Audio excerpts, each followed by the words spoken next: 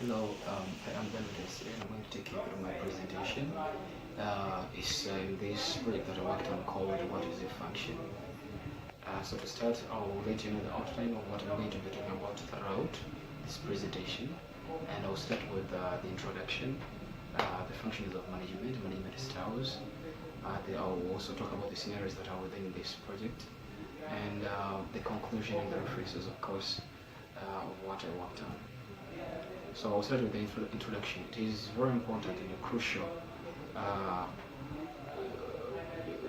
for a business organization, especially those that want to be successful, to have a proper and a steady management. Now, to define what management is basically getting things done, or an art of getting things done through people. It could be groups, could be two people, or could be not a big number of people, but getting things done through people.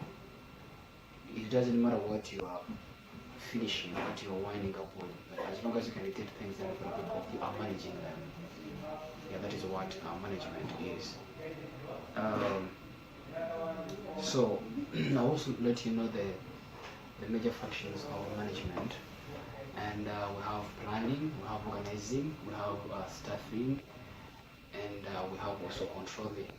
So I'll go into details to explain each of the management functions of management. Now, to start, I will start with planning.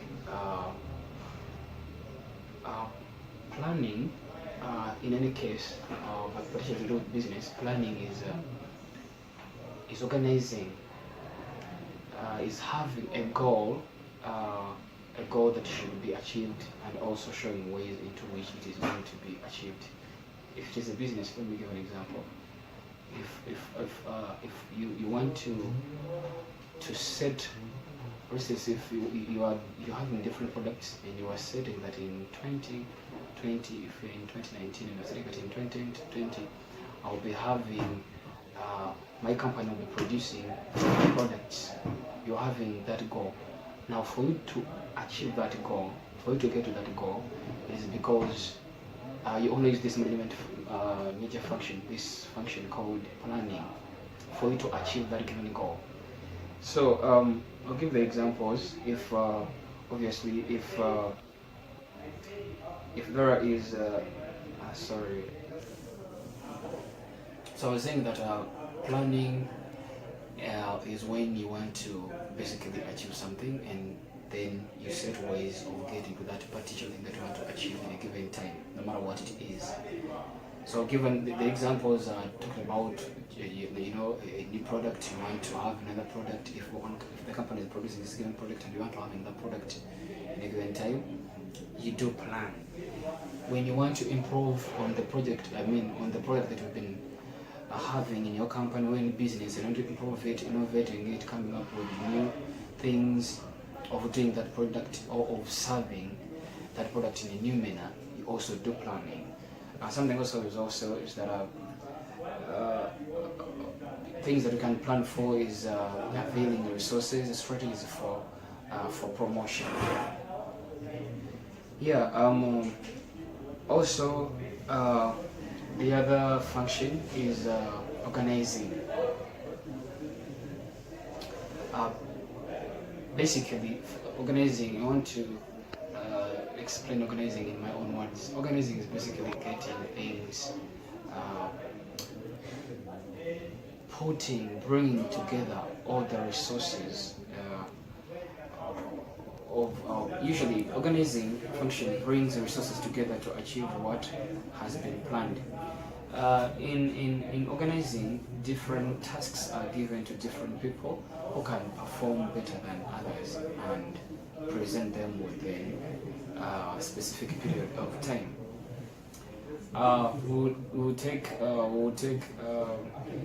the examples: voting new employees, giving each employee the task they are good at, and also Yeah, so as I was saying that organizing is basically bringing all the resources together to achieve what has been planned and like from the beginning what has been planned. When you're bringing all those resources that you have together to achieve what you planned for, you're organizing the resources, organizing the workers, organizing different things in the company. So that act is what we call, it is a function called organizing. I gave the examples I told about where I said voting a new team, leaders giving each employee the task they are good at and other different things. So there is also another management function called staffing. So staffing, this is the part of management about this. Yeah, so I was also talking about another function of management, and I'd say that it is staffing. So staffing basically it is about employing the best staff that the company or the organization or the industry will benefit. And it's called, it does not necessarily deal with the recruitment because it goes ahead to deal with the promotion and the training of the employees among others. To give the examples, we'll talk about transferring workers, advertising job posts.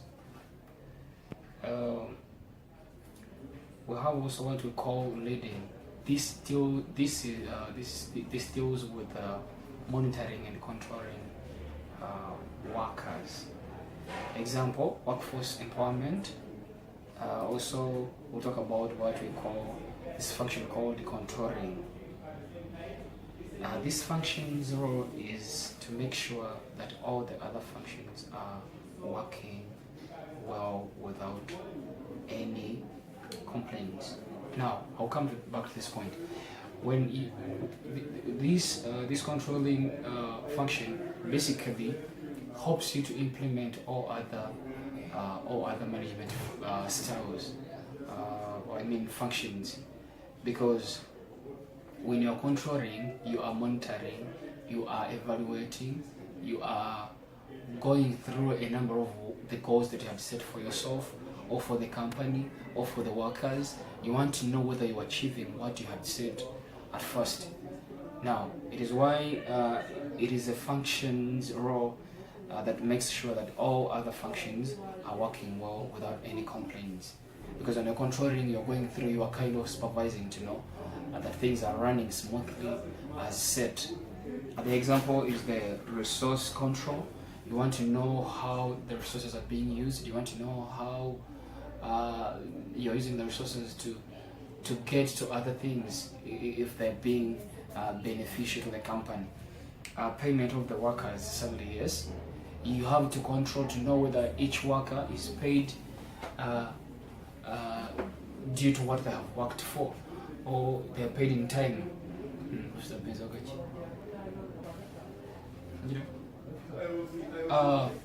Now, talking about types of management styles, we have what we call directing, we have what we call delegating, and we have what we call discussions. Excuse me, so now I'll start from what we call directing. Now, directing style promotes learning through listening and following directions. You know, when you're directing someone, it's like you're leading them. They have to follow what you tell them. They have to do what you tell them to do. They wait for what is going to come out of your mouth for them to do. So if it is in a company, what they are meaning here as directing is the style where the employees will have to wait for them to be heard, to be told of what to do. Now, it has the advantages and disadvantages. It has the weaknesses and the strength. Now, if I'm told that anything that has to be done in a company, we have to wait for the direction and we have to wait for someone that is going to tell us. It always delay. If people have to always wait for instructions, if you find that sometimes an employee can even do something easily, but because they're used to waiting for the instructions or to directions, they won't do it. They'll wait for it, and that will eventually probably, result into affecting the company. It can also be sort of dictatorship as a weakness, because when you are usually the one that telling people to do this, do that, do that, you find that you are tempted to start giving them orders of what they're supposed to do. Sometimes you even force them to do what they don't want. So that is why it can also cause what we call dictatorship. Delay of tasks when there are no instructions given, as I mentioned above. So the strength is that there is not disorganization because people are given the same orders. There is no something like disorder. People are doing exactly what they are told because they're given instructions. That is the strength that directing has. Something else is that it increases listening skills among employees. Because usually every morning at lunchtime or evening you set meetings and you want to give them directions of what they have to do. That improves the listening skills among the employees. There is also mutual respect between the managers and employees. So another style is discussing. This promotes learning through interactions. It involves lively and round table discussions. Now this one is totally different from directing, because here a manager brings something and puts it at the table and you have to discuss it all together to come up with the best thing that you have to do that will benefit the company or the industry or be it the organization. The managers bring it. It is something live. You sit down and come up with something that you have to do that will benefit the company. So weaknesses are that it delay in the decision-making process. Yes, that is very true. We have different ideas. We usually come up with different opinions towards different things. So when something is brought at the table, everybody will come up with different ideas, and so coming up with a decision, it delays. With many ideas, people might not come to a conclusion. That is why it was understandable that it is very hard for people to come to a common understanding or winding up with what they are doing while in discussions, because of what I mentioned about the decision making. Like, you have different ideas. Now it is very hard to come to a conclusion. Strength is that no biased decisions are made because everyone is involved in making that decision happen. There is freedom of speech and expression. When something is brought at the table, everybody will have to speak. So there is that freedom of speech. You bring out, you come up with your own opinion, and if you support it, it can be put into actions. So there is freedom of speech and expression. Generation of various ideas. The fact that this management style is so beautiful because it brings about what we call generation of various ideas, because everybody is given an opportunity to talk, so they will spit out different things that could be beneficial to the company. Furthermore, there is what we call a style called delegating. This is a style that promotes learning through empowerment. Individuals are assigned tasks to work either as one or in groups. Now, I'll first explain what delegating is. Like, I have something that I do. I'm a manager, and I'm having a meeting to attend, and I still had some things to do. I could randomly, considering the capacity or the skills, choose an employee to back me up, to stand in my position as I'm not at the work and he beating what I was supposed to do. Now that is what we call delegating. You've given the person the power to do what you can, to do something. That is what we call delegating. So individuals are assigned tasks to work either as one or in groups. You can decide to choose one employee or even two, or groups to work on what you have to work on. You are empowering them to do something, some tasks. So it has weaknesses and of course strength. The very first weakness that it has is that some might be overloaded with tasks because they perform because they perform well. Now, because you're a manager and you probably don't want to work, and you are the manager, the employees of course fears you because you can easily chase them away. Sometimes you task them what to do that you will be doing, but because they do not have any other choice, they will resort to doing it. And you are doing that because you know they perform well and it affects them. Conflicts might arise when some are being empowered and others left behind. Sure. Usually in a company or in a set business where there are a number of employees that are working under that given business, they are usually looking at each other. They are looking at each other to know what is happening. Now, when you empower one because of the skills they have or because of how they perform well, they feel isolated. These ones that were not empowered, they feel like you treated that person special more than they are, and so it might cause. Usually, in the end, it brings about conflicts between these two because one is considered to be a person that performs well. Another one is considered not to be a person that is performing well. So it brings about conflicts between these two. The strength, it is a motivation because people work hard in order to be empowered. Yeah. Also, the other way around, when one is about to do something and the other is left behind, it motivates this one that is left behind to work hard next time so that they could get also the empowerment. Like if I know Innocent is given this job to work on and their privileges, I also work hard that next time I'm doing this to get these privileges that this one has been getting. There is learning through practicing. Yeah. So coming to scenarios, directing. If a manager happens to have an off at work that takes about a week, he leaves instructions of what should be done or sends them when he is home. If he fails to do this, people will spend the whole week without doing anything. That is the scenario on directing. Also, the scenario on discussion is that a situation at work is likely to occur which needs immediate. Basically, coming to these are the scenarios that are brought about by these different styles. Like the first scenario is the directing. If a manager happens to have an off at work, it is very hard for the employees to come up with something to do because they are used to waiting for instructions.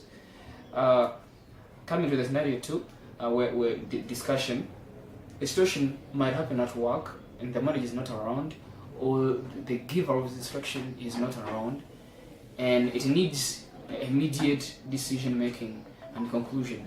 The manager has to gather all the employees so that they share ideas or how to, or the situation can be dealt with. Deciding to deal with it himself might result in two problems. You know, this is the disadvantage now, that in this state, every manager cannot do something alone. He has to call upon the employees and they work something together. When he fails, of course, it will result in two problems. There will be misunderstandings. Why didn't he call us? Why didn't he call upon us? You had to be here and make a decision. And yet something required immediate reaction. Also, the scenario of the delegating. There can be times when the manager is overloaded with a lot of work and decides to give some of them to his employees, and he thinks are going to do it well. This way,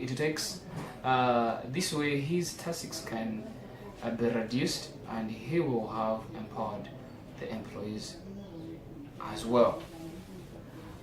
Now, this scenario is showing us how delegating is somehow affecting the well-performer employee that is performing well, but also showing us the advantages of how a manager can be helped when he delegates, he's having plenty of things to work on at the same time, and he has any play that he knows he can do better.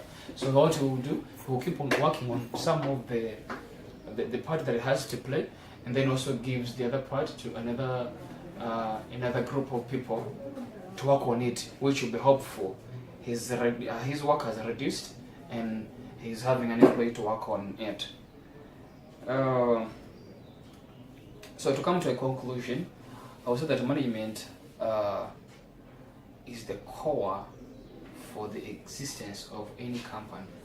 What I've explained in this presentation is a way to have proper management done at any company for steady development. Usually management is something special. You cannot, any business entity, anything that you think you can benefit from, anything you think that you want to have success in it, you cannot reach any set something without having the management. You cannot achieve anything when you don't plan for it, when you don't have that, when you've not had the staffing, when you not have the controlling, when not anything has to go with management. Yeah, so I want to thank you for your time. Thank you very much for your time.